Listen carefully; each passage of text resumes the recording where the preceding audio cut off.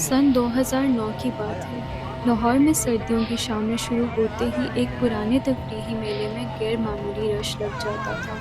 रंग बिरंगी रोशनियाँ, झूलों की आवाज़ें, बुने हुए मकई के दानों की खुशबू और बच्चों के हाथों में गुब्बारे।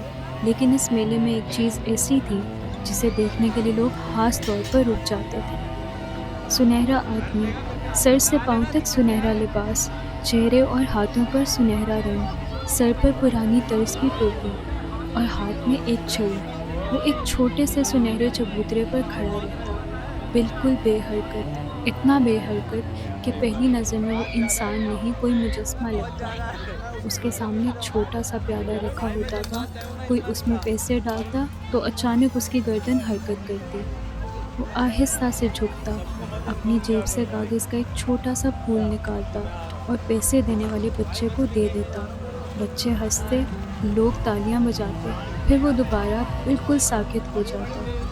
12 साल महरीन को बहुत दिलचस्प लगता था। वो तकरीबन हर हफ्ते अपने अम्मी अब्बू और छोटे भाई के साथ मेले आती थी और हर दफ़ा सुनहरे आदमी को गौर से देखती थी। मगर कुछ हफ्तों से मेले में एक अजीब सी बात होने लगी थी।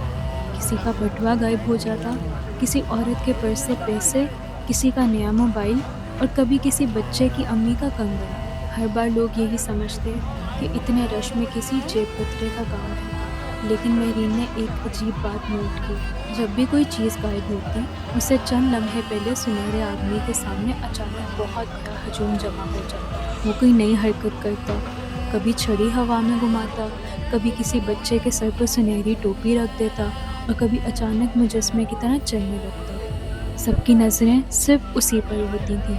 एक शाम महरीन अपनी अम्मी के साथ वहीं खड़ी थी। सुनहरे आदमी ने अचानक अपना हाथ उठाया और दूर खड़े एक बच्चे की नकल उतारने लगा। पूरा हजूम हंस पड़ा। महरीन भी हंसी, मगर अगले ही लम्हे उसकी अम्मी ने अपना पर्स देखा।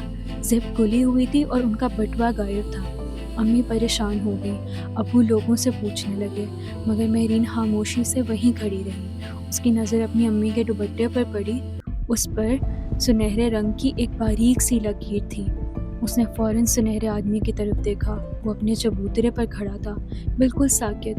महरीन ने सोचा शायद यही चोर है, मगर फिर उसे एक और बात नज़र आ गई। सुनहरे आदमी के पीछे से एक दुबला सा लड़का गुजरा, आम से कपड़े, गले में गुब्बारों की डोरियाँ, ऐसा शख्स जिस पर कोई दूसरी दफ़ा नज़र ही ना डाले।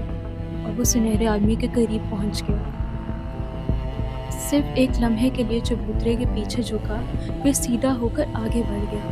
महरीन की नज़रें उसके हाथ पर जम गई। उसकी उंगलियों पर भी सुनहरा रंग लगा हुआ था। अगले हफ्ते महरीन ने अपने अब्बा को सब कुछ बता दिया। उन्होंने मेले की सिक्योरिटी को इतला दी, मगर बगैर सबूत के किसी को भी पकड़ा नहीं जा सकता था। इसलिए उस शाम महरीन की अम्मी ने जानबूझकर एक पुराना खाली पर्स अपने बैग की बैरूनी जेब में रख दिया। कुछ देर बाद सुनहरे आदमी ने अचानक हरकत शुरू की। उसने अपनी छड़ी घुमाई, एक बच्चे को कागज़ का फूल दिया, फिर ऐसे जाहिर किया जैसे हवा में कोई नादीदा रस्सी खींच रहा हो।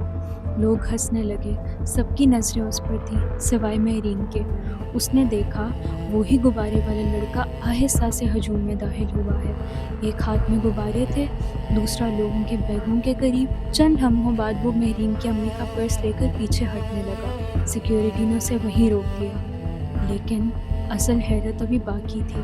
जब सुनहरे आदमी का चबूतरा उठाया गया, उसके नीचे एक छोटा सा खुफिया खाना था। उसमें कहीं बटुए थे, मोबाइल थे, जेवरात थे और लोगों की कितनी गुमशुदा चीज़ें मौजूद थीं। तब सबको समझ आया, सुनहरा आदमी खुद हजूम में जाकर चोरी नहीं करता, वो लोगों की नज़रें चुराता था और जब सैकड़ों आंखें उसे देख रही होती थी, उसका साथी बाकी काम करता था। अगली शाम मेला फिर रोशन हुआ, झूले फिर चलने लगे, बच्चे फिर हंस रहे थे, लेकिन वो सुनहरा चबूतरा खाली था।